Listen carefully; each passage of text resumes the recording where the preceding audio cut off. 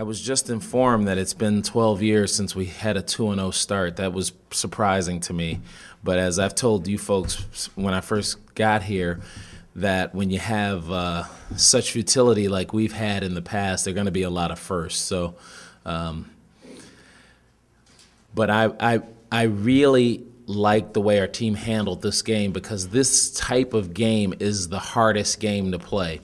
When you're expected to win and you get out to a big lead in the first half and you're not used to having big leads and you have to keep that lead, and it's easy. I mean, you know, everybody's out of the game. Your starters are out, and I don't mean out of it physically, just out of it mentally. They're, you know, you're up by 20 and the crowd's out of it, the staff's out of it, and you have to find a way to build on your lead. And we did that today, and we haven't had much practice doing that. So I was pleased to see that.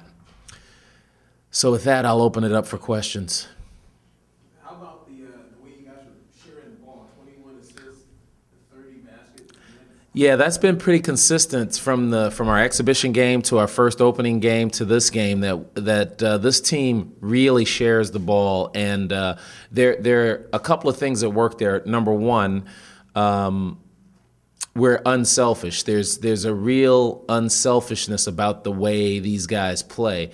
The second thing, you can't have that kind of unselfishness if you don't have great team camaraderie. This team, these guys really are starting to get to know each other and like each other and enjoy playing with each other. And that helps in games like this where it doesn't, they could have cared less. Jared could have cared less who was scoring, and he's the best guy on the team.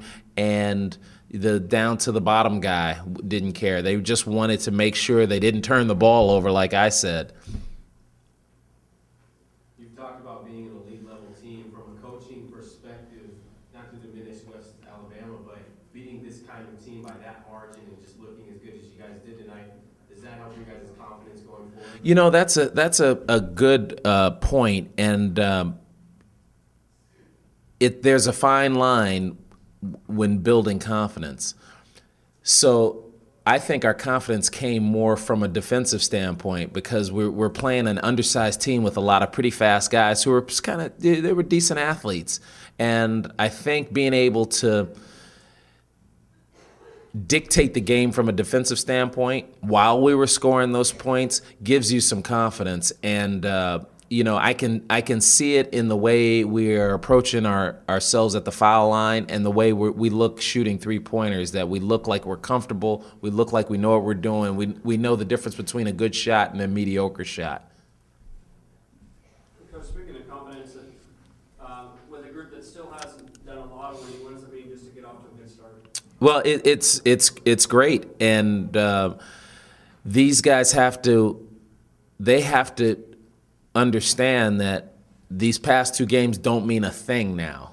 And we're moving on to Hofstra, and we've got to focus on them. They're going to be a better team. They're going to be the best team we've played to date, and we've got to execute at a higher level. Again, we're hitting a lot of first here. This is new territory for these guys to be going into a game 2-0. It's learned behavior, and hopefully, with good scouting from our staff, good execution on their part, those guys will be ready for Wednesday night. Coach, Jared Cunningham only played 17 minutes. You see a lot of guys getting a lot of different amounts of playing time today. What was your strategy there? Well, he would have gotten 2 less minutes if we hadn't kept turning the ball over. And I had my second team in there, so I can only put in a first-team guy, and he likes to defend, so I wanted to put in somebody to make a statement on the defensive end, as well as not turn the ball over. But as I said earlier, he doesn't care how many minutes he plays if we win. I mean, for those of you who come to our practices, you know that he works his butt off at practice just as hard as you see him out here in these games, and he doesn't care if he scores 1 point or if he scores however many score, 14 today, 17. He doesn't care. He wants to win. He wants to help this program turn things around. If I had my way, I wouldn't have played him at all in the second half. I would have let him start and then taken him out to get ready for Wednesday. I mean, you know, I still have to manage our roster and playing this many games in a row, and we still have got 3 more before we get a nice break where we can really kind of take a breather and work on things. But you know, these guys they're handling their business the right way, and they're I don't know if you guys get to see this when we're on the bench. When our guys are on the bench, it doesn't matter if it's starters or reserves or the walk-ons. They're cheering the guys on the floor and helping them with instructions. And again, it goes back to that team chemistry. Coach, just in comparison to last year, in your second game, you went up to Seattle, lost. Right. You guys have won by 30 and 20 now in your first 2 games. It's probably a lot more relaxing on the coaching end to kind of see these. Well, you know, you're not gonna believe me when I tell you this, but in the first half, when they made a little bit of a run and it went down to 23, I thought it was 13. So from a coaching standpoint, I was so into execution and how we were doing things, I didn't even have the score right. I'm one of these guys who I look at the score, I only look at the difference. I don't look at the absolute score. So I was so not used to having a lead like that. I really thought, oh my God, they're down to 13 already, and it was actually 23. So you don't really get to relax until you get to about, in this game, under 10 minutes in the second half, I was able to kind of ease up. But that's when you have your younger players in and less experienced players, so the turnovers are more, so it just gets you wound up again. It's like you can't get away from it. Coach, on Saturday, you said the main thing the team needs to work on is limiting turnovers. They had 22 Saturday, 15 today. Is there still room for improvement there? Oh, absolutely. I mean, now I love stats, so the real numbers with the sort of first 7 guys were even better than that. I mean, you know, a lot of our turnovers came with the second team, and that's understandable, but there is room for improvement. I mean, our goal is to have under double-digit turnovers for the entire game. Doesn't matter who gets to play. So we've got plenty of room to improve on that. A lot of young guys, you said this is kind of uncharted territory being 2-0. Do you use those stints offensively where you guys seem to struggle at the end of the game and in the first half and kind of humble them and keep them motivated? Yeah, see, when we get around to sort of, and I don't want to use the term real games, but when you're in games where you're not so far ahead, you would rotate your starters back in. And you're really using your second team as a way to give your starters a break.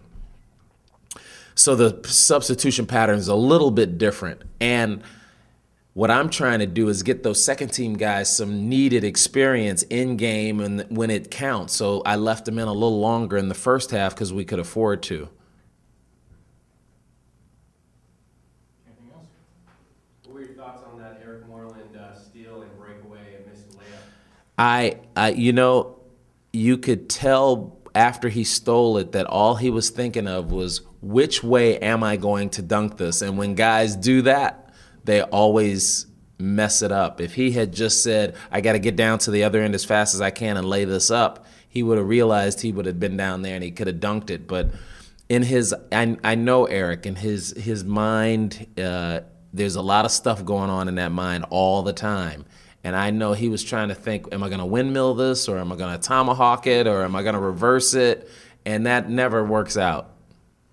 Coach, one more question. Yeah. How important is it for Reese Murphy to get in there and hit some shots? You know, I'm glad you brought that up. Reese is, it's really important. That's the short answer. And the reason is, as you all know, he's been hurt for 2 years.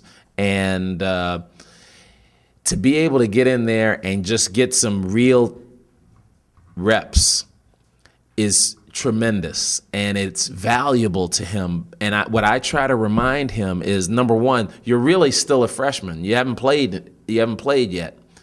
2, I try to remind him of how hard it was for Roberto when he was out for almost 2 years. It takes time to get back your basketball mojo when you've been out that long. So to see him be able to understand that and not try and do too much. You know, he passed up a couple of early shots because he had just gotten in the game, which made it easier for him to bang the ones he made. And we're all rooting for Reese, and it's just great to see him out there doing what he can do. Now we have to get him to feel like he's comfortable enough on that knee to defend, to get down and bother guys, and he'll get there.